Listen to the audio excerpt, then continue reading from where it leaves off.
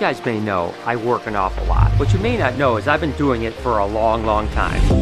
When I was 10 years old, I literally had 2 paper routes just so I could make money because I knew that I wanted to buy a bunch of snakes when my mom would actually let me do it. Not to mention I used to shovel snow, I used to rake leaves, I used to cut grass, do everything I could possibly do because I knew I wanted to one day start a business. I just didn't know exactly what it was, and I knew it was going to be about snakes. And actually all that money I made when I was 10, 11, 12 years old ended up actually affording me enough money to buy my first really investment snake, which were the albino Burmese python. But before I bought that albino Burmese python pair, I actually got a job when I was 14 and a half years old at a place called the Pet Vendor, which is a pet shop. And I worked in the reptile section, which is just a small section. It was mainly a fish store, but it was super cool. I got a lot of experience. And when I finally turned 15 years old, my mom finally broke down and allowed me to buy my first snake, which of course was a normal Burmese python, just like Snaz. And that's when the floodgates really opened. Within a year, I had over 100 snakes in my mom's basement. And that's when I finally bought those albino Burmese pythons. My first real investment into the reptile world on a big level. But the fact was, I still wasn't working with snakes full time. And for 6 years, I worked at that pet shop, the Pet Vendor, and all it did was fuel my fire to make sure that I could be around these animals all the time, every day of my life. By the time I was 20, BHB Reptiles had really started to take off and do really well. And we actually had our first child, my daughter Jade, of course. So Lori actually was a stay-at-home mom, working with snakes on the side. Don't get me wrong, it's not like she was just raising a baby. She literally was raising a baby in one hand and feeding baby snakes in the other hand. But I figured that maybe it was time for me to get a real job, just in case the snake thing didn't work out. Believe it or not, I went to go work at a machine shop as a machinist.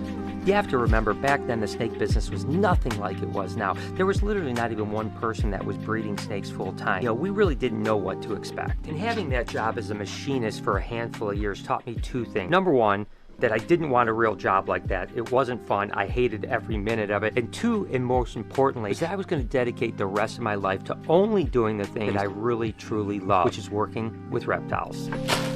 Speaking of which, breeding snakes basically became my life over the next couple decades, and we actually have our first clutch of colubrids for the year. It's actually a black house snake, which is a little African house snake. Beautiful little animals. I mean, look at that. It's almost like miniature Mexican black king snake. It looks like we have a pretty small clutch, but look at it, it's not a very big girl. These guys don't get very big, but look at how gorgeous they are. Really high production animals too. I mean, this girl will probably lay 3, maybe even 4 clutches this year, which are pretty good. So we'll clean her up, get her some water back in here, all that. But like I had mentioned, over the next couple decades, I basically just poured my life into breeding snakes, growing my collection, growing BHB to the biggest collection that I could possibly do, and the biggest business that I possibly do. Traveled all over the world doing trade shows, you know, acquiring animals, hatching just tons and tons of really cool animals. It was really cool, but again, only 3 eggs from this clutch, but hey, that's the first 3 colubrid eggs of the season. Building our reptile business was a lot of work and a lot of sacrifice, but I loved it so much I didn't care. I finally had found the thing that I really wanted to do every single day. And then of course in 2008, I was still just really focused on growing BHB and having the best breeding facility I possibly could. And it was the same kind of mission statement. It wasn't about like making money breeding snakes. It was about making enough money so that I could continue to breed snakes and just continue to work with it. And I thought that although I didn't like the idea of like selling snakes, it wasn't like something I was really that interested in. I thought, hey, we are actually providing baby snakes to people that are starting to fall in love with reptiles. So it's still the same life mission, right? You know, like getting people interested. With BHB, the interest was just like, hey, I'm going to produce these snakes, I'm going to give them to someone, they're going to fall in love with them, and maybe all their neighbors and siblings are going to fall in love with snakes too. So it was a different philosophy. But in 2008, we kind of changed things up a little bit. Still breeding snakes, but we started our YouTube channel, of course. And that was the way of reaching another level of people, right? Not only can we sell snakes to people and have them really fall in love with them, but now we can educate and entertain people on YouTube. And that was our original channel, Snake Bites. Take a look at our false water cobra right here. Oh my gosh, it's named Bandit. It's getting so big and looking so beautiful. And then after doing snake bites for almost 10 years, we started the vlog channel. Kind of changed things up. I downsized BHB because I wasn't as interested in breeding mass amounts of snakes. I really had the vision to like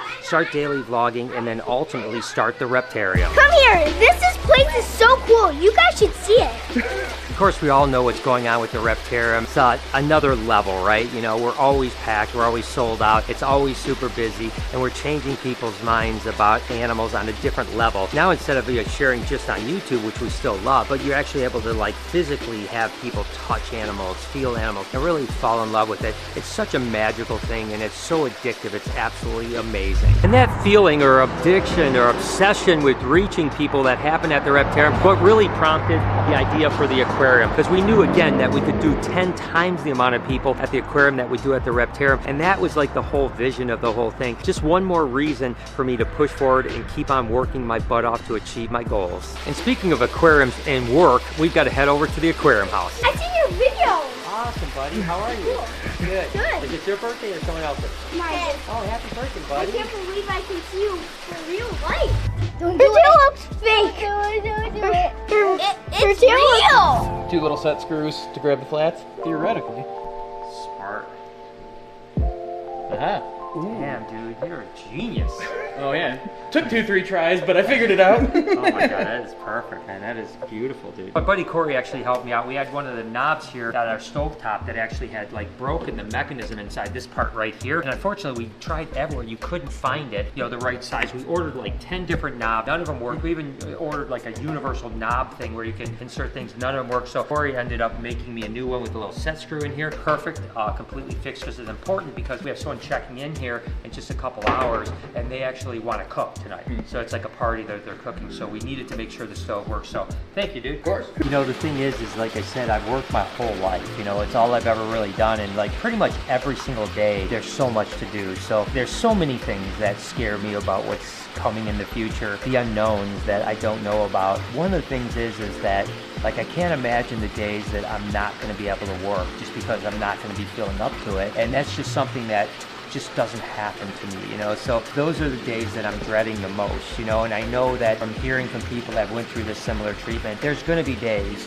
where I'm not going to be able to do much of anything, you know. Hopefully there'll be a lot more days that I can come in and vlog and hang with you guys and work with the animals and do all that type of stuff. But you know, even the aquarium house, like we got to come here every day to feed the fish, to top off the tank, to make sure everything is good, you know, in between rentals, which, you know, by the way, has been going great. You know, definitely tons of rentals this last month. If you guys are always interested, aquariumhouse.com, book your rental, or you can book it on Airbnb. It's gone really well, but again, even coming here every day and doing stuff, it's going to be hard to not do that, right? You know, not come and see the fish every day, not go like, oh, I got to get over there because I got to top off the pond, or I got to fill up the pondless waterfall.